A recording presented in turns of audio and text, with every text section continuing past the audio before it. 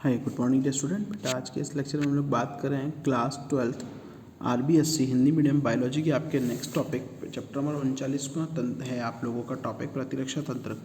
Normally अगर हम लोग बात करें प्रतिरक्षा तंत्र की तो प्रतिरक्षा तंत्र क्या है, सुनिएगा मेरी बात।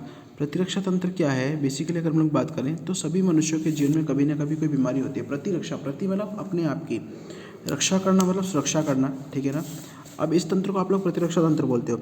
सभी के जीवन में कभी ना कभी कोई बीमारी पैदा करने वाले कारक जैसे कि जीवाणु, विषाणु होता है वायरस, कवक और परजीवी जंतुओं का जो आक्रमण है वो होता ही है, ठीक है। अब क्या हो रहा है देखो, इन बीमारी पैदा करने वाले कारकों से बचने के लिए हम सभी में एक तंत्र पाया जाता है। इस तंत्र को आप लोग क्या बोलते हैं, प्रतिरक्षा तंत्र, इम्यून सिस्टम कहते हो, ठीक है। ये तंत्र हमें बीमारी पैदा करने वाले कारकों के संक्रमण से बचाता है। ये तंत्र दोषपूर्ण तरीके से कार्य करता है, यानी कि जो आप लोगों के पैथोजन है, जो भी आप लोगों का परजीवी कारक के अंदर आ रहा है तो उसको क्या है, और अथवा बीमारी पैदा करने वाले कारक इससे सुरक्षित बच जाता है, ठीक है। तो उनको बचाता है। अगर दोषपूर्ण तरीका मतलब अगर इस तंत्र प्रतिरक्षा तंत्र में कोई कमी आ जाए तो क्या हो गया, वो इससे बच पाते हैं और हम लोग बीमार पड़ जाते हैं, ठीक है।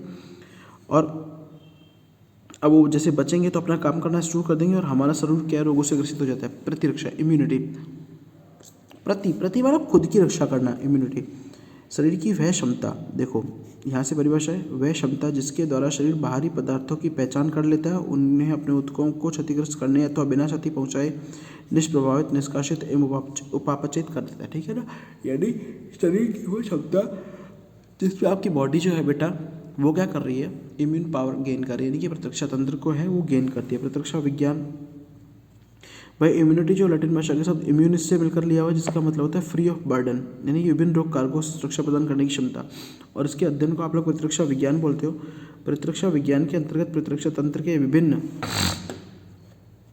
घटक एवं कार्यप्रणाली का अध्ययन किया जाता है। प्रतिरक्षा तंत्र रोगों के लिए प्रतिरक्षा प्रदान करता है।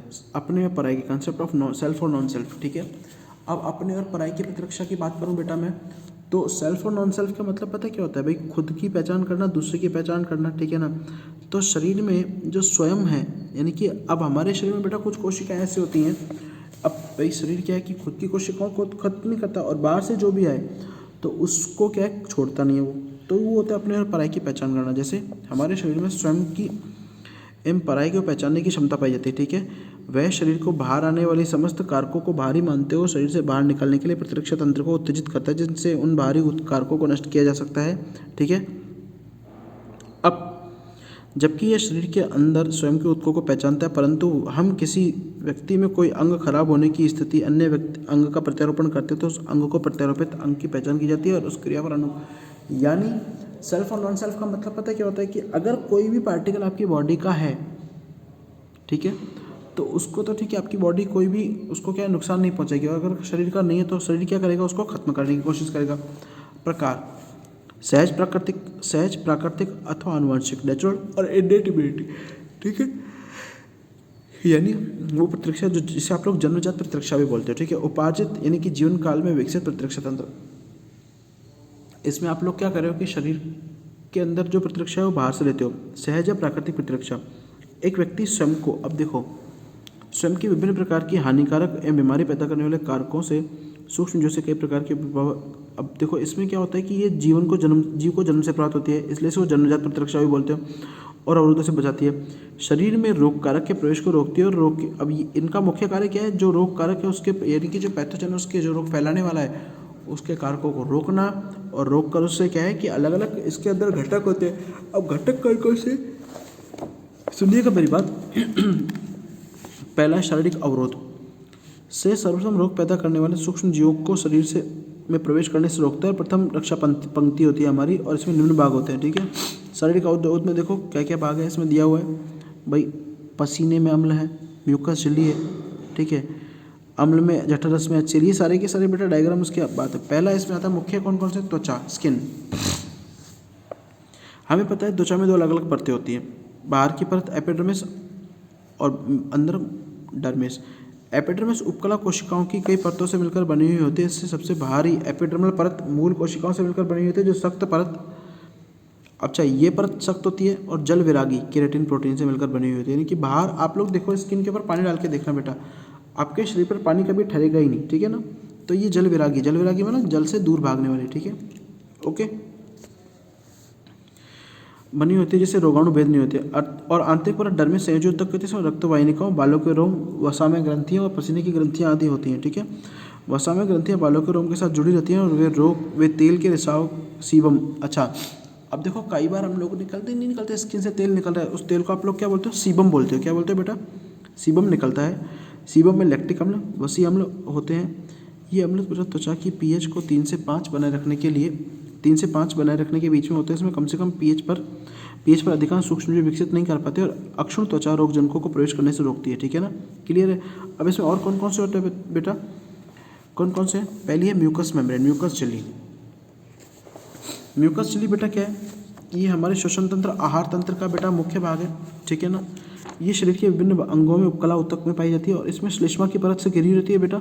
अगर कोई भी रोगाणु इस परत से आता है तो वो श्लेष्मी परत में फंस जाता है और उसके निरंतर नवीकरण होता है। इसमें श्लेष्मी परत में फंसे हुए जीवाणु का निष्कासन हो जाता है। ठीक है, अब इस परत में पाई जाने वाली जो लेयर है, एपिथेलियम की परत है बेटा, उस पर सीलिया पाए जाते हैं और ये सीलिया क्या करते हैं बेटा? उसको नासक, अब नाक की अगर हम लोग बात करें, श्वसन तंत्र की एग्जाम्पल दे रहा है बेटा, तो उसमें सीलिया पाए जाते हैं और उसको धीरे धीरे जीवाणुओं को बाहर कर देते हैं। ठीक है ना, और म्यूकस झिल्ली पर एपिथेलियल कोशिकाओं से बहुत से सामान्य जीवाणु भी पाए जाते हैं जो लाभदायक होते हैं। सामान्य रूप से इनमें पहले जीवाणु के रोग पैदा करने वाले कारकों को परस्पर प्रतिस्पर्धा होती है और ये कोशिकाओं से जुड़ नहीं पाते और म्यूकस झिल्ली में एंजाइम लाइसोजाइम भी पाया जाता है जो बैक्टीरिया को मारकर खत्म कर देता है। ठीक है, अगला आता है बेटा शारीरिक पथ स्त्राव।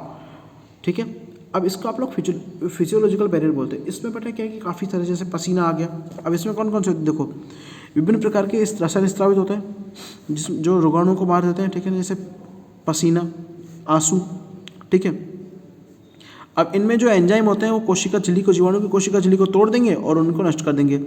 देह तरल में होता है, जैसे बैक्टीरियोसाइड होते हैं, बैक्टीरिया को मारने में समर्थ होते हैं। सेमिनल फ्लूइड के अंदर स्पर्माइन एवं जिंक होते हैं। जठरस में HCl, दूध में लैक्टोपेरोक्साइडेज, आंसू लार वगैरह में होते हैं। यदि जीवाणु शरीर में प्रवेश कर जाते हैं, अगर जीवाणु शरीर में प्रवेश कर जाएं और शरीर में तो शरीर में 2 प्रतिक्रिया तंत्र उत्पन्न हो जाते हैं और प्रथम विलयकाली रासायनिक कारक, दूसरा जीवाणु और पूरक तंत्र। ठीक है ना, और दूसरा है फैगोसाइटोसिस यानी कि पूरक तंत्र। अब कॉम्प्लीमेंट्री सिस्टम को जनरेट कर देते हैं। ठीक है, पूरक तंत्र में लगभग बेटा 30 प्रोटीन से अधिक का समूह होता है और इन प्रोटीन को आप लोग अंग्रेजी के सी शब्द के साथ जोड़ते हो। ठीक है, इनकी संख्या इनकी खोज के क्रम को दर्शाती है। सबसे महत्वपूर्ण बात, सबसे ज़्यादा पाए जाने वाले घटक C3 होता है। ठीक है, C3 प्रोटीन होती है। ये क्या करते हैं? प्लाज्मा द्रव और कोशिका की सतह पर पाए जाने वाले होते हैं और ये तंत्रिका तंत्र और रक्त का थक्का और फाइब्रोलाइसिस करने वाले प्रोटीन होते हैं। ठीक है ना, अब ये करते क्या है बेटा? देखो किस तरीके से काम करते हैं। नॉर्मली क्या करते हैं, इनमें एक एंजाइम का तंत्र पाया जाता है जो प्रोटीन सक्रियता एवं विघटित होकर अन्य उत्पाद बनाती है, दूसरी प्रोटीन के लिए एक उत्प्रेरक का कार्य करती है।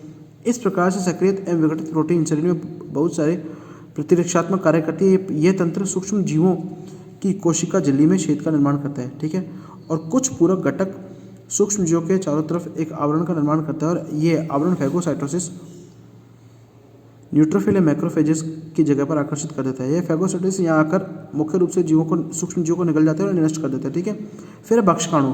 भक्षकाणु का मतलब होता है कि फैगोसाइटोसिस का मतलब होता है कि कुछ ऐसी कोशिकाएं हैं जो जीवाणुओं का भक्षण कर देती हैं बेटा। ठीक है, उनको खत्म कर देती हैं, जैसे मोनोसाइट, न्यूट्रोफिल्स, मैक्रोफेजेस, सूक्ष्मजीव। ठीक है, कोलाइडी द्रव आदि होते हैं। ये भक्षकाणु जीवाणुओं को निगलकर और उनको नष्ट कर देते हैं। ठीक है ना, इनको आप लोग कोशिकासन बोलते हो। ठीक है, अगला आता है आप लोगों का इन्फ्लामेटरी बैरियर्स। यहाँ पता है क्या है? इन्फ्लामेशन का मतलब है जलन लेना। भाई अगर चोट लग जाती है तो बेटा घावों से रोगजनक हार्मोन निकलते हैं। ठीक है, जैसे रंग का उबार होता है, लाल रंग का उबार, दर्द, ऊष्मा आदि उत्पन्न होती है और विभिन्न जटिल क्रियाएं होती हैं। इनको आप लोग क्या होते हैं? मास्ट कोशिकाएं वगैरह होती है जो रासायनिक बेसोफिल्स निकालती हैं और वो शोध उत्पन्न करते हैं। और इसमें क्या होता है कि आप लोगों के चोट लगी तो वहाँ पर जलन होगी, लाल वर्णक को पैदा हो जाएगा। ठीक है ना, इस तरीके से क्या होता है, नॉर्मली आप लोगों के सूक्ष्म जीवों को ये क्या कर देते हैं? नष्ट कर देते हैं। ठीक है, नेक्स्ट आती है उपार्जित प्रतिरक्षा, आप लोग कल नेक्स्ट वीडियो में पढ़ेंगे। ठीक है।